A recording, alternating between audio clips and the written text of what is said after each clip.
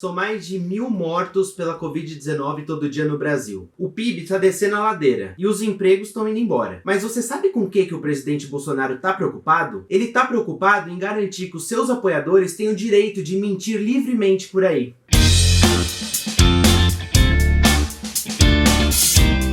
Fala galera, tudo bem? Pra quem não me conhece, meu nome é Bruno, eu sou jornalista, estudante de psicologia e a ideia desse canal é justamente discutir com vocês os assuntos mais importantes que saem na imprensa no Brasil e no mundo. No vídeo de ontem, nós falamos sobre a questão da quarentena em São Paulo e essa proposta de flexibilização, e eu gostaria de pedir encarecidamente para vocês se inscreverem no canal e caso vocês gostem, curtam esse vídeo porque ajuda bastante a gente na divulgação. Então bora pro vídeo! Gente, mais uma semana que a Polícia Federal teve protagonismo no noticiário político brasileiro. Isso já vem acontecendo há alguns anos, desde os tempos da Lava Jato. Alguém lembra de ouvir falar dela? Tudo começou na terça-feira, dia 26, quando a Polícia Federal deflagrou a Operação Placebo, a pedido da Procuradoria-Geral da República e com autorização do Superior Tribunal de Justiça, foram realizadas buscas e apreensões em 11 endereços ligados ao governador do estado, Wilson Witzel. A suspeita é que houve irregularidades na construção de hospitais de campanha da Covid-19.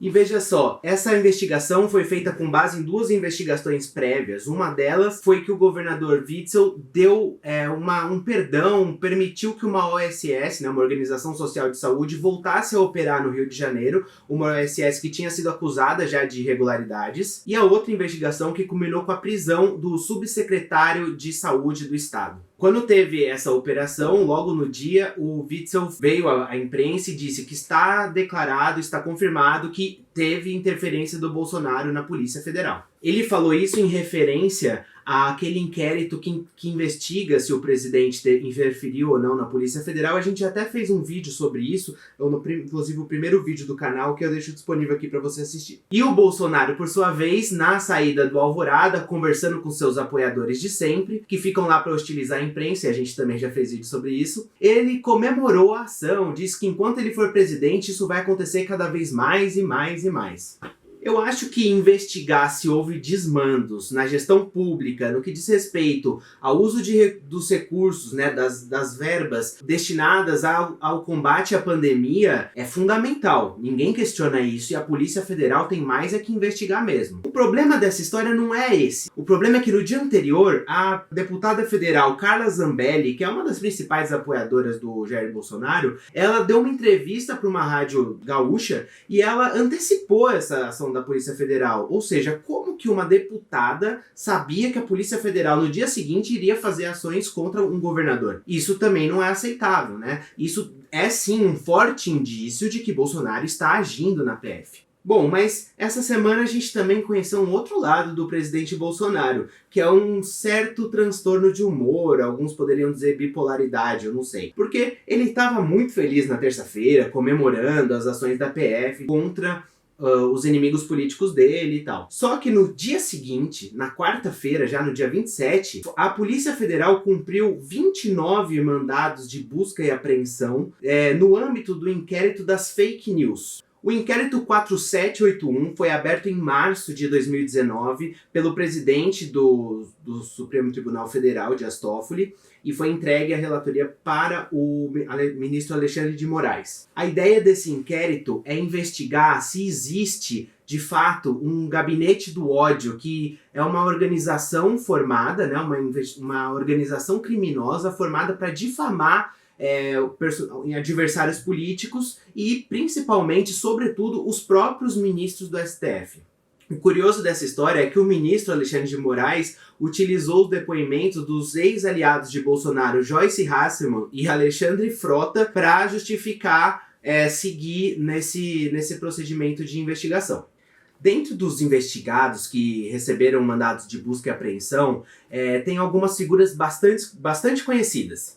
Um deles é o Alan dos Santos, o responsável, o dono do Terça Livre, que é um blog de extrema-direita que é apoiador de primeira hora do presidente Bolsonaro. Uma outra figura bastante conhecida é o youtuber Bernardo Custer.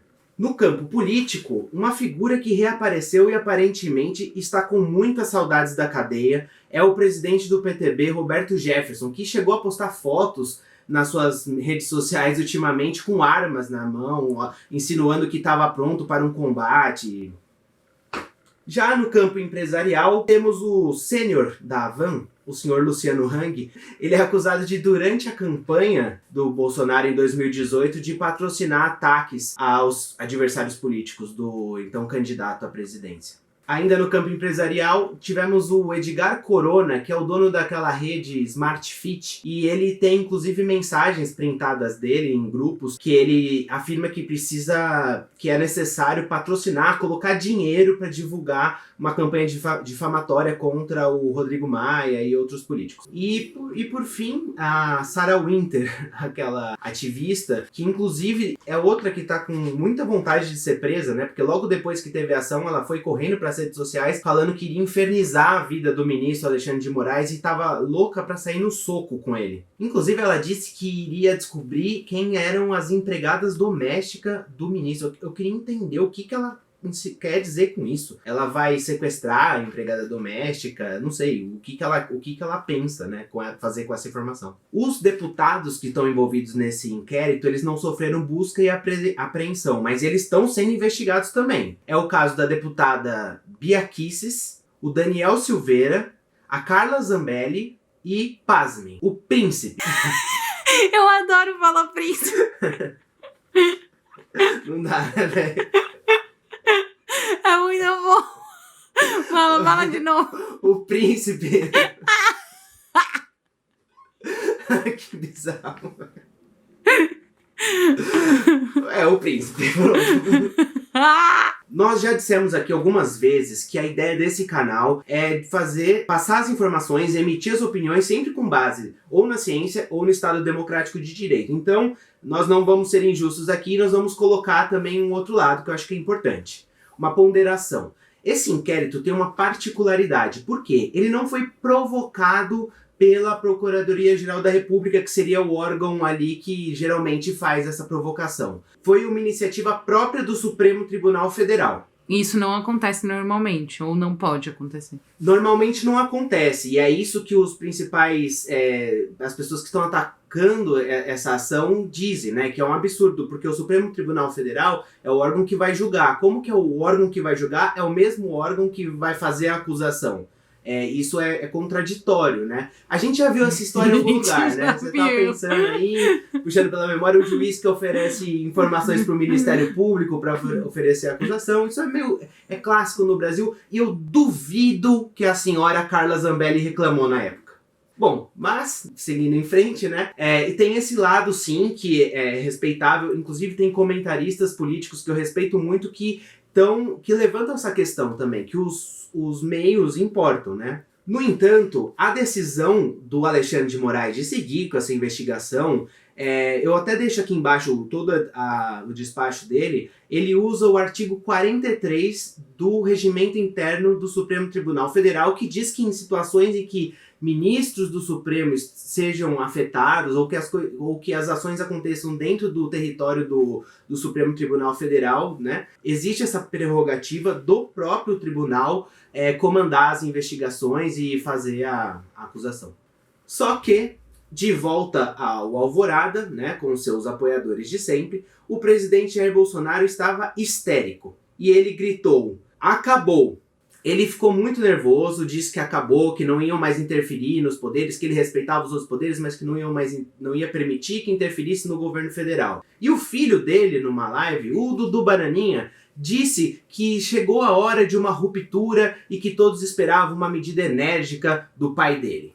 Eu gostaria de encerrar esse vídeo com um questionamento para o pai e para o filho. Senhor presidente Bolsonaro, o que o senhor quer dizer com acabou? O que o senhor vai fazer? Fala pra gente, tenha coragem. E Dudu Bananinha, quais seriam essas medidas enérgicas que o seu pai vai tomar? O que seria essa ruptura? Por que você não fala? Você não tem coragem? Que covardia é essa? Gente, é isso. Eu espero que vocês tenham gostado do vídeo. Se vocês gostaram, curtam aqui, se inscrevam na página. E é isso. Até a próxima. Valeu!